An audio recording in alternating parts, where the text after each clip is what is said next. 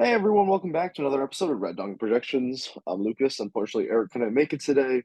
But today I'm going to be doing an updated New Hampshire primary prediction. If you saw our previous video, we know that we actually did a prediction with Iowa and New Hampshire. But we think that a lot of things have changed since then, especially after now Ron DeSantis and Vivek Ramaswamy have dropped out. And as a result, we're going to make an updated prediction about who we think is going to win. So with that being said, let's get right into it.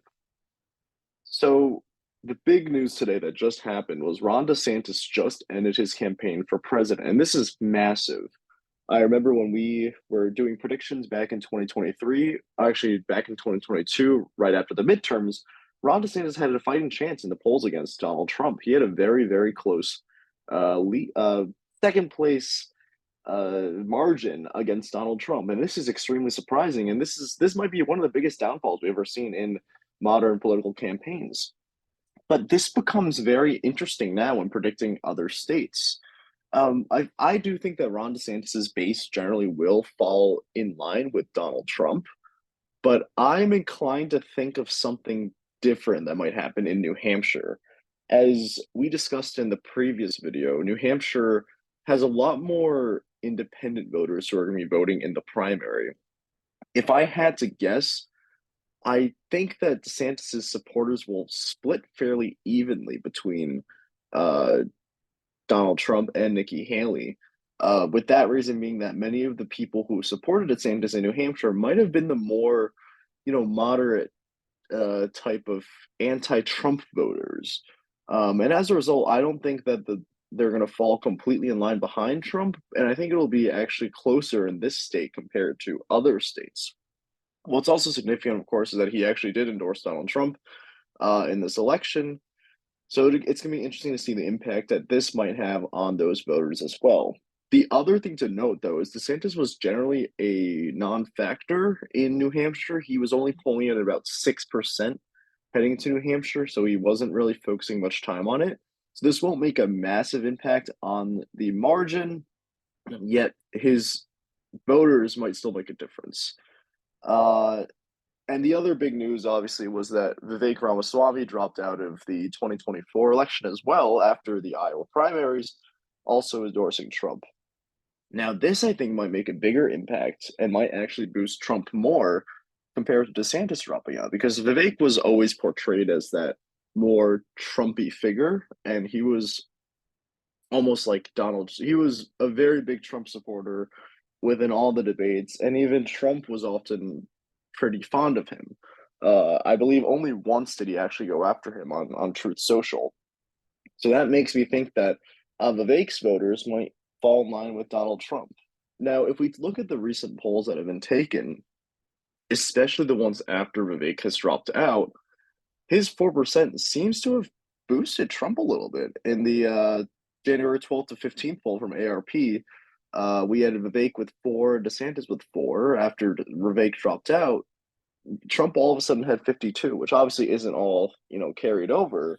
But it does seem to be that Vivek's dropping out had a pretty big impact on Trump's numbers, as before the Iowa caucuses, Trump only was at around 40%. Now, many of the polls have him near 50 from Suffolk, the 2 polls from Suffolk, and St. Anselm College both show that as well. Uh, these new polls obviously don't contain, still contain DeSantis because he just dropped out earlier today. So it's going to be up to speculation on what impact DeSantis' dropping out may make. I think that's going to break, as I mentioned earlier, fairly evenly, possibly with a slight advantage towards Trump in this state. And that overall, I think, is going to benefit Trump, both the fact that DeSantis has dropped out and Vivek has dropped out as well. The other factor to keep in mind are undecideds, which aren't too high right now. I want to say it's about 4 or 5% in the last poll I took a look at. And I think that those undecideds are probably going to mainly break for Haley. Um, as if I recall correctly, and I mentioned the previous video, I believe the New York Times had stated that most undecideds were between Haley and Christie. And the other thing, of course, I have to mention that I mentioned in the previous video, Christie has dropped out of the race. This was a couple weeks ago now. But his voters, I think, are going to mostly align behind Nikki Haley, given that they were both kind of positioned as the anti-Trump candidate. So as a result, it's going to be an interesting primary that we're going to be watching. Oh, and the other thing I need to mention, of course, is that Nikki Haley has the support of the popular governor, Chris Sununu. As I mentioned previously as well, he is a very popular figure across the state. The question is, can his popularity be enough to bring up Nikki's numbers and allow her to beat Trump? And I don't think it'll be enough. I think she will fall short. So making this prediction, I am going to predict that Trump gets, I want to say 11 delegates. I think he reaches that 50% margin. Um, Actually, I think I'm at 13. I think he reaches 13. Um, if you had given me this before DeSantis dropped out, I actually had a copy of this prediction made. I was initially thinking it was going to be 12 and then Haley got 10. Uh, or I think Haley got 9 and then DeSantis got 1.